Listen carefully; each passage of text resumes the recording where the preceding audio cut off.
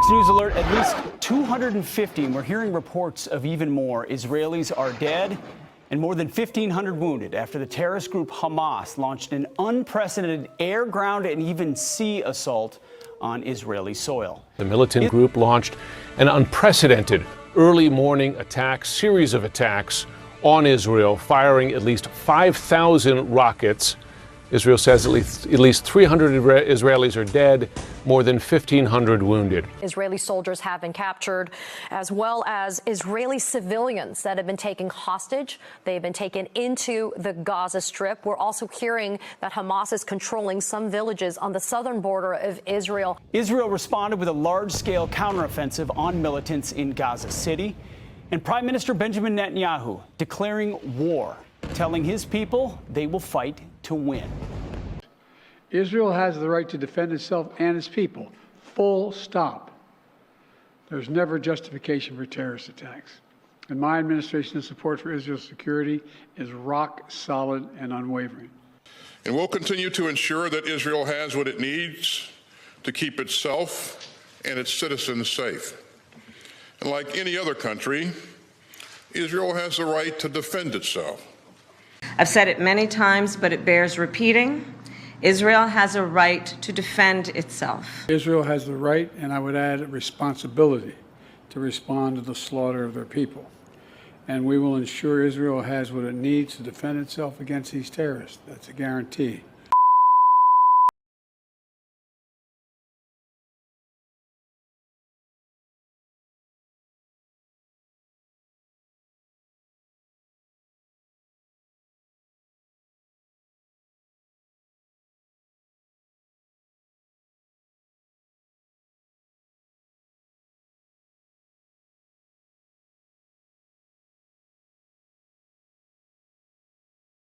Absolutely none of this violence would have happened if it hadn't been for the Western-backed apartheid. The violence inherently necessary to maintain an apartheid regime is the reason why we are in this situation. And that is being funded by, if you're an American like me, your tax dollars. If that is not what is occupying the majority of your emotional response, you've lost the plot. Whatever happened on October 7th was really bad. It was really bad. And I really feel bad for the innocent people that died there. But you need to also put in consideration that you guys have been attacking us since 1948. You cannot ignore all of these years that you've been attacking us and just hold one date. Because if you're going to keep talking about October 7th, then I'm going to keep talking about 1948 and every single date since that date. This is a map of Palestine in 1946, and this is Palestine in 2023. The drastic change involved the killing of thousands of Palestinians, with millions of others being displaced over the course of over 7 decades. On May 15th, every year, Palestinians around the world commemorate the violence and displacement that was created through the establishment of the Israeli state. Between 1947 and 1949, over 700,000 Palestinians were pushed from their homes, and over 500 villages were destroyed. What is now referred to as the Nakba, meaning catastrophe.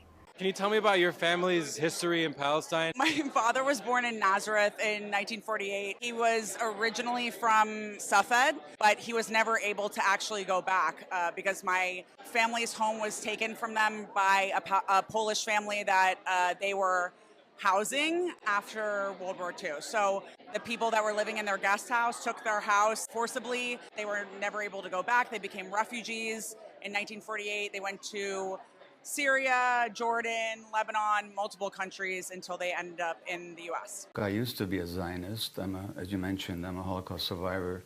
Zionism was very important for me as a salvation of the Jewish people until I found out that the state was founded based on the extirpation, the expulsion, and multiple massacres of the local population. And that's not historically controversial.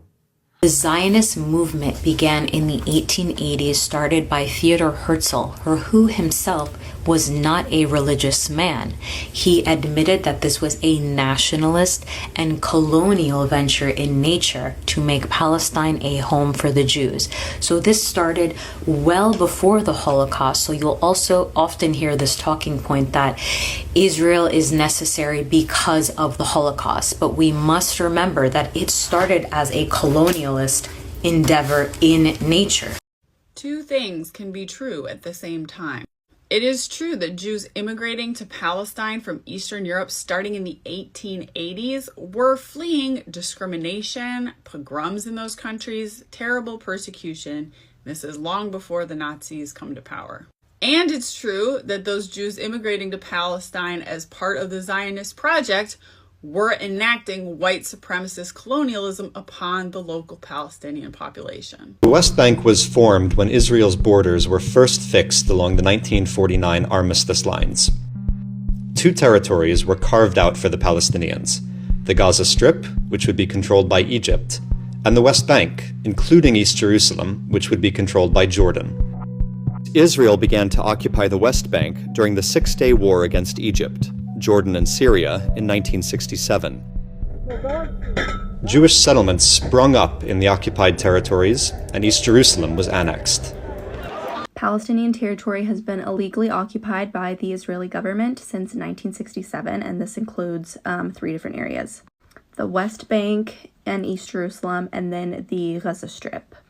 The Israeli government then established a 2-tiered legal and political system that provided rights to Israeli settlers and imposed military rule and control over Palestinians and gave them no basic rights under international law. As a teenager in 1948, my grandmother was forcibly expelled from Daraban, a village in Jerusalem. She was exiled to this overcrowded refugee camp in the West Bank. My family's village is just 30 kilometers away from where I'm standing right now, except we can't get there because of Israel's giant, ugly apartheid wall. And the wall isn't the only thing that stops Palestinians from moving freely on their own land. Israeli military checkpoints are scattered all across the occupied West Bank. Military checkpoints that Israeli soldiers can arbitrarily close at a moment's notice as a form of collective punishment and psychological torture. And Palestinians are constantly being watched by the Israeli military. Haida refugee camp is surrounded by 6 Israeli watchtowers, several cameras, an AI-powered gun, and a military base, which all watch over the residential neighborhood. The Israeli military frequently and violently raids Haida refugee camp, harassing its residents. It's okay, you can go. Okay, but can you tell me why you stopped us like that? What? Why did you stop us? Like, because everybody came with guns. I'm not sure what the situation is. No, it's okay, and it's okay. What do you mean it's okay? Like, we're good? We're good, you're good. You can go. All right, man. Yo, just have a little more respect next time, bro. That's all. You ain't gotta yell at me like that. يعني أصحابي كل أهلي بالبلاد هاي معرضين كلنا إنه نموت بأي لحظة. يمكن هسا أنا أشوف جندي جاي يقتلني. يعني الإشي بأثر علينا. يعني كثير أوقات كنا نلعب نلاقي الجيش فايتين يخرب كل شيء. كثير أطفال بيكونوا طالعين على المدارس والحواجز مسكرة بيضطروا يرجعوا. I can't wash my hair because of the Israeli occupation. All of our tanks are out of water. We only get water every 15 to 20 days. Hence the tanks. And if you're out of luck until the next refill. These water tanks are a staple on Palestinian houses in the West Bank to combat the chronic water shortage. But the problem isn't that there's not enough water. The problem is even our water sources are under occupation, and it's all controlled by the Israeli government and private Israeli corporations, who allot Palestinians less water than the World Health Organization recommends. But why? What are they doing with all our water? Funneling it into neighboring illegal settlements, where Israelis have a continuous supply of water and consume more than double their Palestinian neighbors. So there is no Israel without Palestine. And the very existence of Israelis is on account of other people. Now, we're not saying that they don't have a right to live there, but no one has a right to live on account of other people. Do you believe that Israel has a right to exist? Israel does exist. Israel is a recognized member of the United Nations. Besides this, there is not such a thing in international law like a right of a state to exist. Does Italy has a right to exist? Italy exists. Now, if tomorrow Italy and France want to merge and become Ita-France, fine, this is not up to us.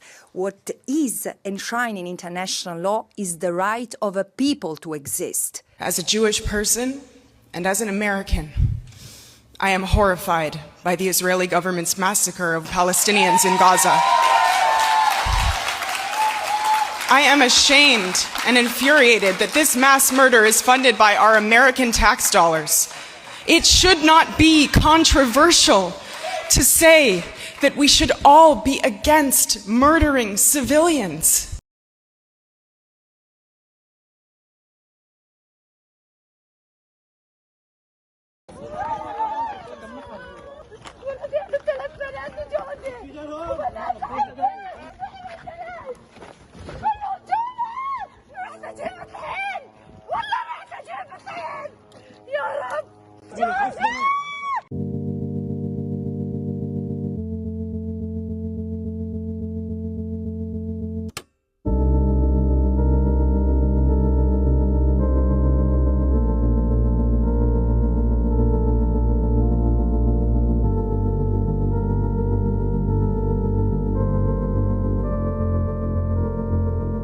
ايش يا عم ايش مالك؟ انا بتوجعني ومش قادرة اعمل شيء. من ايش تبكي؟ عشان ما اعرف ما انا ندم وبتنزل كل يوم من ندم.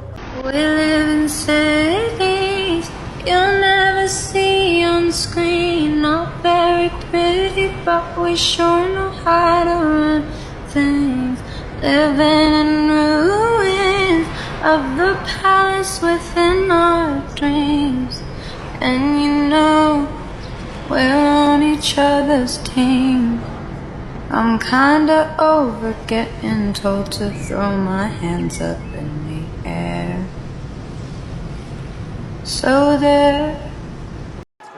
My name is Stephen Kapos, and I am a child survivor of the Holocaust in Budapest, Hungary.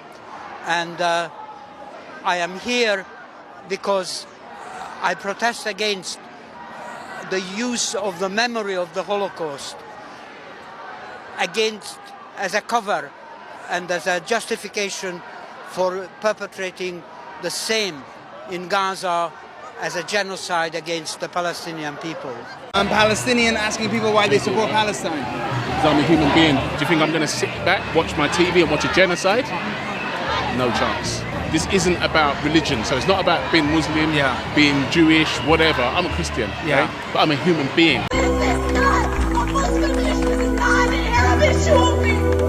This is human rights!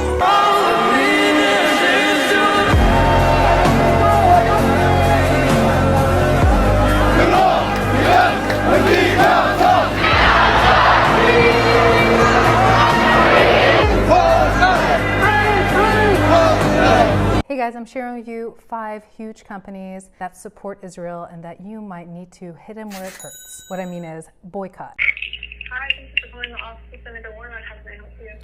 Hi, my name is Amira and I live in Georgia. I'm a constituent of Senator Warnock, calling about Palestine. Sisters and brothers, when people ask, why do you stand with the Palestinian liberation? You're not Palestinian. It's very, very simple. We stand with the Palestinian struggle because the struggle for Palestine is a struggle for humanity. Don't forget that it's not just about free Palestine, but the Palestine that's freeing us along the way.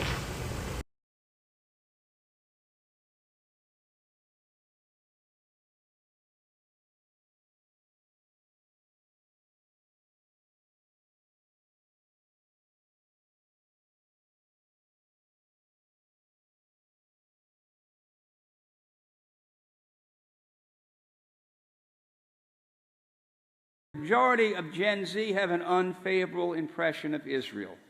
And my friends, I think the reason for that is that we're losing the digital war. Okay, they're getting their information from TikTok and whatever it is, and we're losing that war. And we have to figure out a way to win the digital battle. Amelia, we got to get our digital sneakers on so that the truth can prevail over the lies. And when we do that, the future of Israel will be stronger because a majority of all Americans will support Israel. We'll make that happen. We have to make it happen. Thank you. Baruch Hashem. Thank you.